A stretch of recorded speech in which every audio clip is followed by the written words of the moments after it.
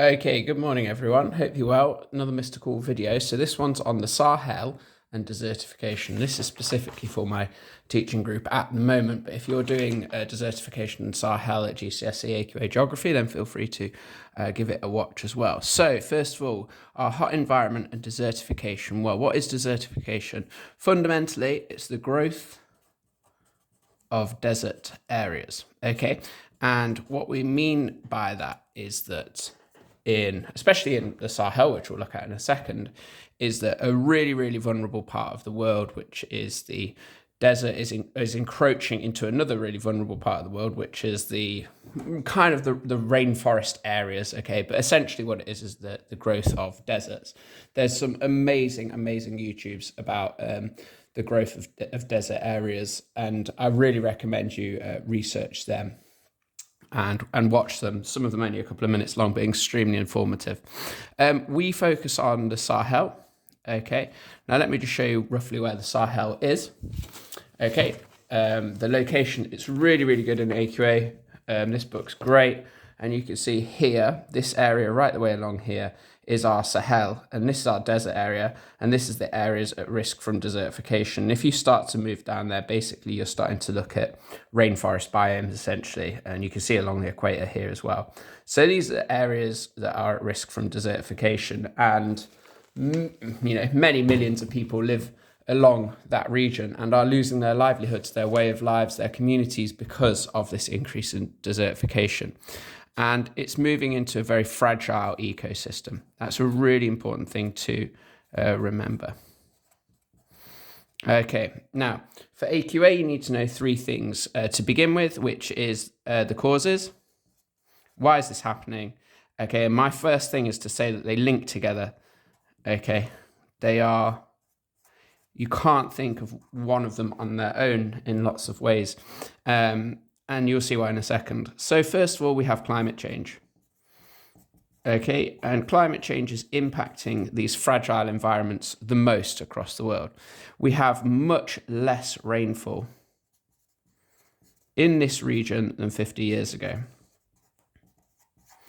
I'm just going to put YA for years ago. We have another key thing, which is population growth. Okay, and population growth within this region, the Sahel, and this is a great bit of data for you to use, is increasing by about 3.5% per year, which is really high population growth. And with that comes all the issues that we have with population growth in these areas. For instance, things like overgrazing of cattle, predominantly cows. Okay, we have things like soil erosion because of overcultivation.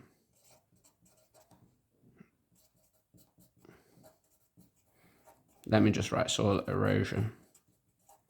Okay, soil erosion and overcultivation. We have then also just the final thing as well is wood for fuel. I'm just going to put fuel, wood. It's probably a better way of saying that. And 90% of this region use these stoves. They're called, I think they're called 3 rock stoves. You'd need to double check that. But essentially a very, very inefficient way of cooking. Very dangerous as well. It's like smoking something like 40 cigarettes a day. So yeah, very, very inefficient. So let's get that on there. Right. So let's carry on. So geography, AQA geography, they want you to know these three things. I'm just going to get a different colour. They want you to really know about climate change, population growth. They want you to understand about soil erosion and overgrazing, all of which there's some great videos on YouTube for as well. And they want you to know about the use of fuel as well, because all of these things are contributing to desertification. For the most part, desertification is a man-made issue. And so we need to look at the next stage, which is to stop or to mitigate. Okay, to stop or mitigate. Mitigate is like saying manage, okay? It's a bit more of a kind of professional word for manage. And there's 3 ways really that they want you to know about. Number 1, our GCSE geography's favourite, appropriate technology. I'm just going to write appropriate tech. The next one is planting trees, which is very successful, and we'll look at in a second. And then the final one is soil and water management, MGMT, just to save time there as well. So appropriate tech, the first one is creating fuel efficient stoves that we learn about in class. Okay. And these fuel efficient stoves they're made out of 26 bricks. They're very cheap. Okay. It's not, apart from the bricks, it's not actually using anything that they don't already have. It creates less CO2, and it's roughly, okay, don't quote me on this, well, yeah, do quote me on this, about 100 times less fuel wood is used, which is better for everyone, really. Okay, poor quality stoves, they use a lot of wood.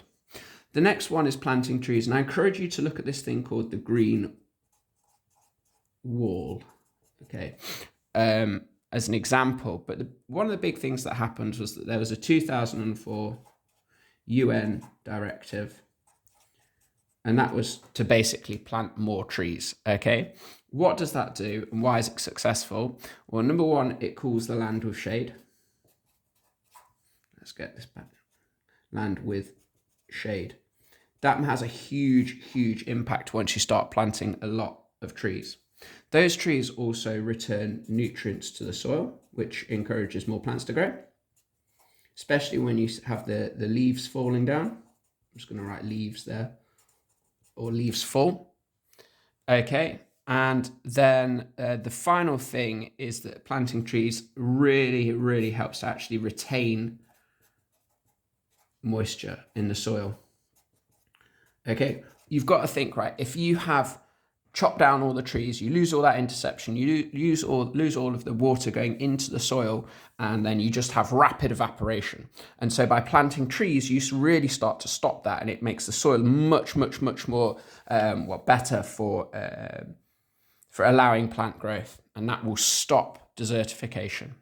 Final one, soil and water management. So this is a big one, but this is really simple, okay? So the first thing that they do is this, and I'm going to draw it as best as I can, but again, there's some great videos about this, is they create lines of rocks in the ground, okay, that are about 30 centimeters high. These, when it rains, they are able to capture the water. Okay, I'm just going to put some land there, and this is our land, and this is the water. This is exaggerated, caught behind it, okay? And eventually that filters down into the land and makes it have more water in it, and that encourages plant growth, and that stops desertification. Okay, so I'm just going to write a couple of things first of all. I would call, well, you call it stone walls, okay, or stone lines as well. Okay, capture moisture, capture rain. That's a huge one that is used, and it's really good. And just to put it in perspective, about 1/3 of desertified land has been restored or reclaimed in Burkina Faso. I'm just going to write BF for that. Okay, it's a really effective way of doing it. And obviously, one massive benefit is that you just use stones. So it's free, basically.